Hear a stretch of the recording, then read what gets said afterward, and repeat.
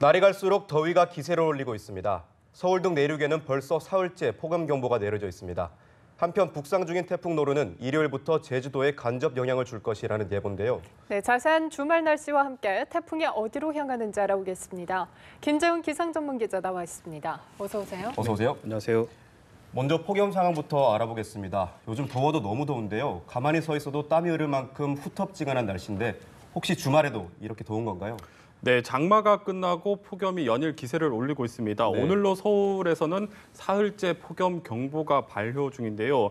그 밖에 서쪽 대부분 지역에서도 폭염특보가 내려져 있는 상황입니다. 네. 어제도 폭염특보가 확대되고 강화됐었는데 오늘도 역시 폭염특보가 추가로 내려지는 지역이 있겠고 현재 폭염주의보가 내려진 지역에서도 폭염 경보로 강화되는 곳이 많을 것으로 보여지고 있습니다.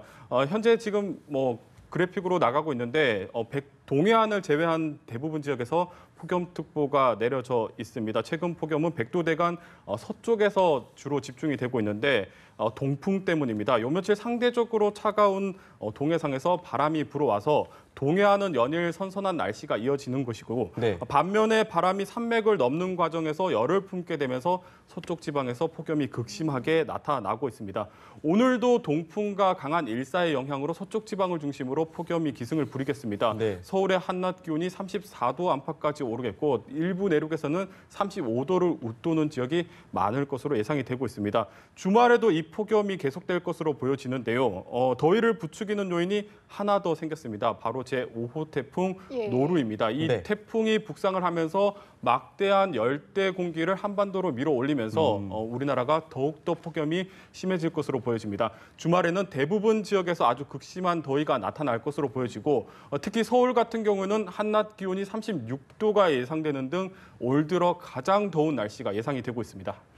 네, 이렇게 무더위가 지속되면서 폭염 피해도 잇따르고 있는데요. 이틀 전에는 사망자도 발생을 했다고 하는데 올해 온열 질환자가 벌써 900명을 넘어섰다고요.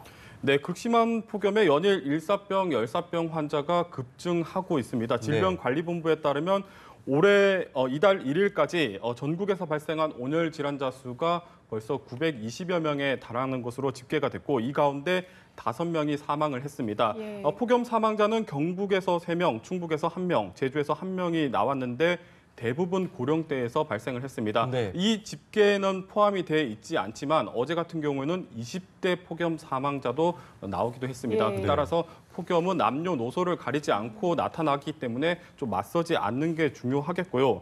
특히 이번 주 같은 경우는 폭염 대비를 정말 좀 잘할 필요가 있습니다. 앞서 전해드렸듯이 주말에 극심한 폭염이 예보가 돼 있고 또 통계적으로 봤을 때도 장마가 끝난 8월 초가 온열 질환자 수가 가장 집중되는 시기이기도 합니다. 네. 장마가 끝나면서 이제 야외 활동이 좀 늘어나는 시기인데 하필이면 또 가장 무더운 시기가 겹치면서 온열 질환자가 집중되는 것으로 분석이 되고 있습니다. 따라서 목숨까지 위협하는 폭염 좀 잘 대비를 할 필요가 있겠는데요. 가장 중요한 것은 가장 뜨거운 시간대에 야외 활동을 하지 않는 게 중요하겠습니다. 또 목이 마르지 않더라도 물을 충분히 섭취를 해서 탈수나 탈진 현상들 같은 것들을 좀 막을 필요가 있겠고 만약에 주변에서 일사병이나 열사병 환자가 발생을 하게 된다면 즉시 119에 신고를 해야 되겠고요. 그 환자는 또 서늘한 곳으로 최대한 이동을 시킨 다음에 물을 충분히 섭취하게 하고 또 물수건 같은 것으로 좀 몸을 닦아주면서 체온을 낮춰주는 게 중요하겠습니다. 네, 태풍 소식 이번에 알아보겠는데요.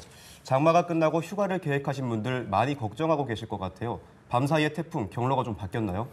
네, 장마 때는 주말마다 비가 오더니 또 이번 주는 또 태풍 소식이 들려오고 있습니다. 아마 이번 주가 휴가가 또 가장 집중되는 시기이기 때문에 태풍이 어디로 향할지 좀 많이 궁금해하실 것 같습니다. 현재 태풍은 일본 규슈 남쪽 해상까지 북상을 해 있습니다. 밤 사이에 세력의 변화가 조금 있긴 하지만 여전히 중심기압은 950헥토파스칼, 순간 최대 풍속은 초속 40m를 동반한 아주 강한 태풍입니다. 태풍은 아마도 내일쯤이면 일본 오키나와 북쪽 해상까지 진출을 하겠고요. 일요일쯤에는 제주 남동쪽 먼바다까지 북상을 할 것으로 예상이 되고 있습니다. 이후에는 태풍이 오른쪽으로 방향을 틀면서 일본 쪽을 좀 향할 것으로 예상이 되고 있는데 사실 어제까지만 해도 우리 기상청은 이 태풍이 일본 대한해협을 좀 지날 것이다. 뭐 이렇게 예상을 내놓았었고 또 미국과 일본 기상청 같은 경우는 태풍이 일본 규슈 지방에 좀 상륙할 것이다. 이런 전망을 내놓으면서 각국 간의 예상이 좀 엇갈린 부분이 있었습니다. 하지만 지금은 대부분의 예측 기관들이 태풍이 일본 쪽으로 향할 것이라는 거에 의견이 좀 모아지고 있는 상태이고요. 태풍의 전향 시점에는 조금 차이가 있지만 대부분 기관들이 비슷한 진로를 내놓고 있기 때문에 아마도 이번 태풍 노루는 좀 일본 규슈 지방을 향하는 시나리오가 가장 유력하다. 뭐 이렇게 좀 얘기를 드릴 수가 있을 것 같습니다.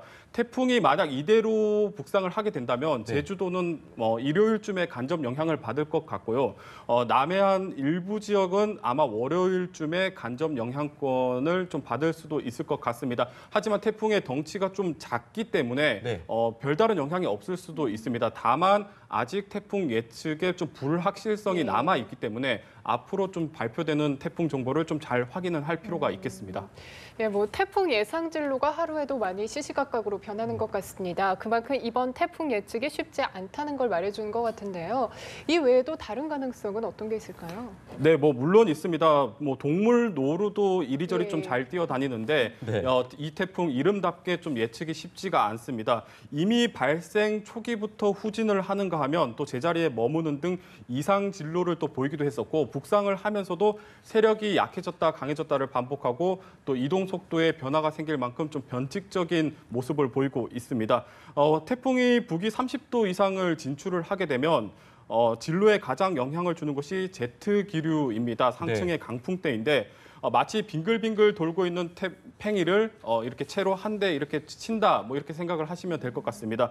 따라서 이 태풍이 이 상층 바람을 만나게 되면 이끌려서 북상을 전향을 하게 되는데 그러니까 뭐 현재까지는 태풍이 일본 규슈 지방에 상륙할 가능성이 매우 높겠지만 이 태풍이 이 상층 바람대를 언제 만나느냐에 따라서 또 태풍 진로가 좀 다소 변동이 생길 수도 있습니다. 앞서 전해드린 대로 이 태풍이 만약에 상층 바람대를 좀 늦게 만나게 된다면 한반도 쪽으로 태풍이 좀 근접 북상을 할 수가 있게 되는데 이 경우에는 지난해 우리나라에 뭐 좀 상당히 큰 피해를 입혔던 태풍 차바와 비슷한 경로를 볼 수가 있습니다. 만약에 조금 더 태풍이 서쪽으로 움직여서 우리나라 쪽으로 움직이게 된다면 내륙으로 상륙할 가능성도 있는데요. 뭐 이 부분은 뭐 최악의 상황을 가정했을 때 얘기인데 이렇게 된다면 지난 2002년 우리나라에 가장 많은 피해를 안긴 태풍 루사와 비슷한 진로를 보이게 됩니다. 하지만 이 시나리오는 어디까지나 방제적인 차원에서 만든 상황이기 때문에 현재 대부분 기관들이 내놓은 예측을 고려했을 때는 이 정도로 태풍이 움직이기는 좀 힘들 것으로 예상이 되고 있습니다. 다만 예측은 예측이고 또 상황은 또 상황이기 때문에 태풍 대비는 좀 잘 할 필요가 있겠습니다. 만약에 태풍의 영향을 받게 된다면 큰 피해를 입게 되는 만큼 대비 잘 하셔야 할 것 같습니다. 지금까지 김재훈 기상전문기자와 함께 알아봤습니다. 고맙습니다. 고맙습니다.